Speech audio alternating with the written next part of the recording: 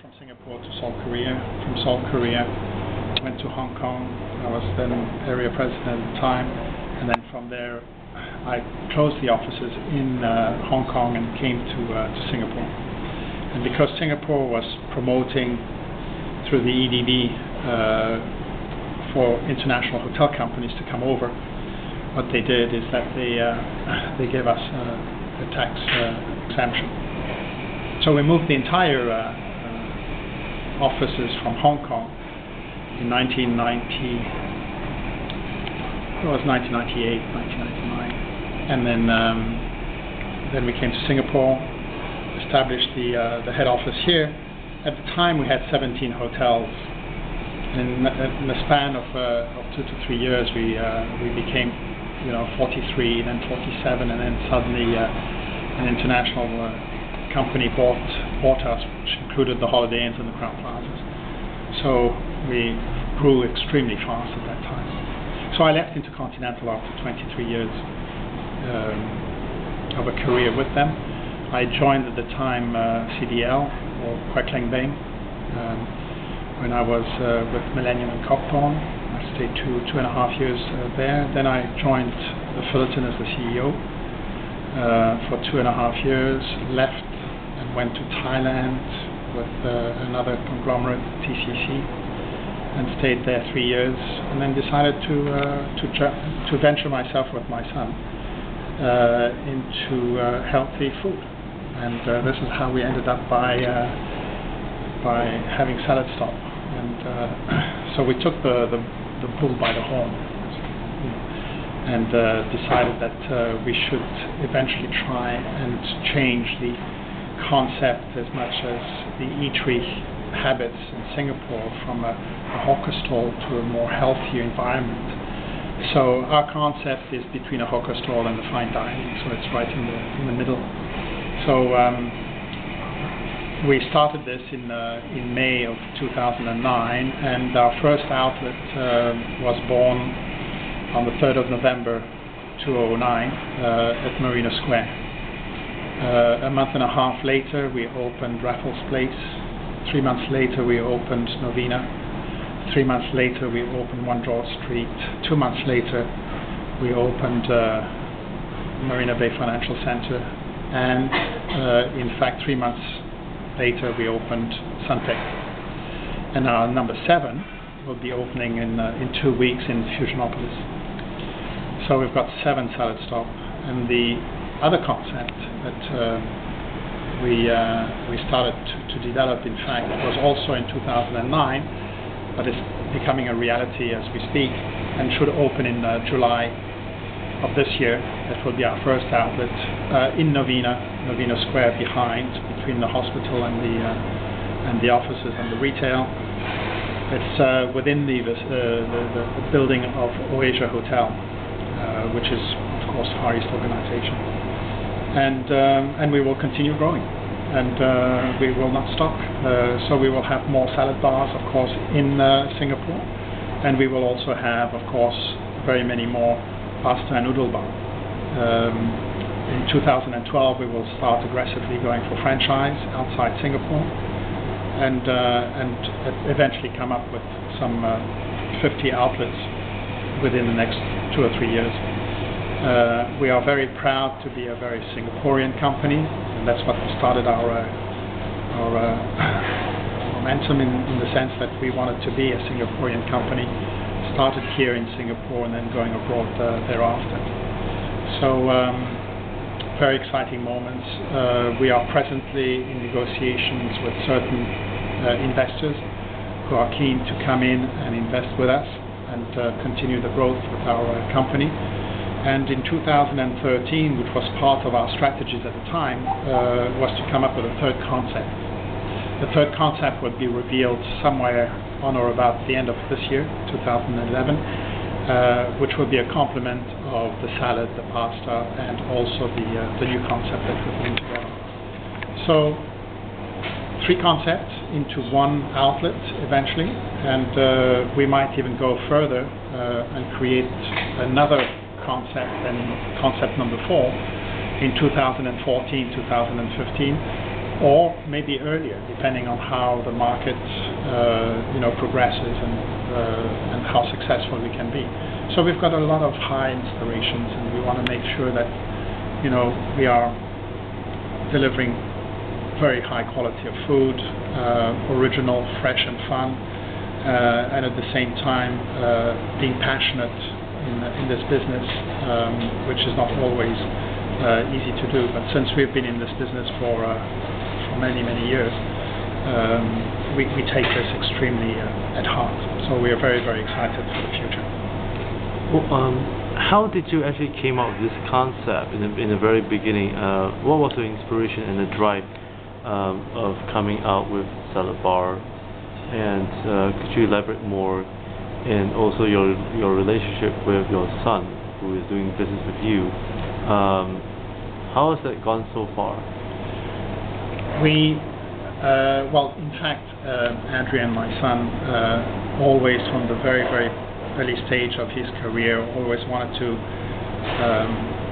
go into the health, food, and environmental friendly environment. And how did we come about to do Salad Stop?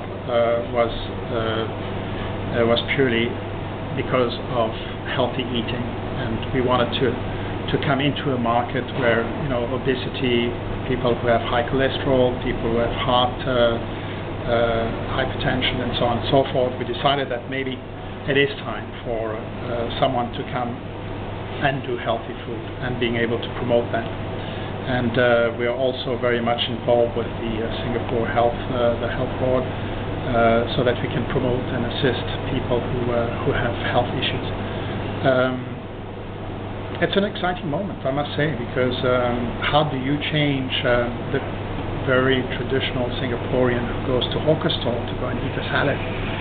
So we are very pleased, because we're getting a lot of good comments, and of course 70% of our clients are ladies in most of our outlets, depending on where location is. We open for breakfast, and we also close at fairly late in the evening, around 8:30, 9 o'clock. So it's basically 12 hours operation. We have not only salads, we've got salad bar, we have 50 different ingredients and about 20 different dressings. Just to give you an idea, we sell, or we consume, about 160 kilos of salads a day. That's excluding the ingredients. That's purely the lettuces. We serve about 1,300 customers a day in our outlets, and we've got 6 of them at the moment. So you can imagine, in a month, it's about 35 to 40,000 customers that we are serving. That is for per day? 35,000 customers per day, or per week? No, per month. The 25 to 30,000 is per month. And of course we will grow that even further. In some areas we're primarily in the CBD area, and one of the reasons why is because we need to find volume, and customers have to be served within a minute and a half to 2 minutes. We can't guarantee that to anyone, but at least we target for people to be served very quickly, so that they can, so they don't need to wait too long in queues.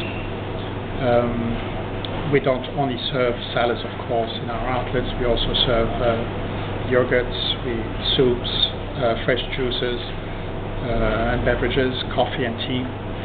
So we cater to the customer who needs to have a breakfast, who needs to have a quick lunch, healthy, tasty, and also we have the grab and go, where people go to the fridge and grab smaller salads and smaller items and eateries. And then you have the deliveries that we do as well, and we do a number of deliveries per day and per week, which is every day increasing, in fact, and that's why we just bought a van, so that we can do multi-deliveries in the span of an hour or so in the morning. So we're growing very fast. We are looking at a centralized kitchen, so that we can, from that outlet, distribute all the ingredients to all the outlets every day. and at the same time being able to be consistent in terms of the standards of the product that we're serving. So very exciting. Amazing. Who was your mentor, in your life that caused you to have this entrepreneurial spirit in you? Oh dear. Was it by chance or religion? No. In fact, I'm second generation in the hotel business. My father was general manager with Hilton and Intercontinental in those days. And of course, having lived in hotels around the world, you get a taste of the hospitality, and I've never left that. And then Adrian, my son, is the third generation, and didn't force him to follow my footsteps, but it was just purely by natural. And the hotel industry is more of a hobby than it's a working environment. You have to have that it's like a pastime. You're in the people's business basically, and so I have not known anything else but the hotels and the restaurants and working in those environments. So did a long career with Hilton and Intercontinental.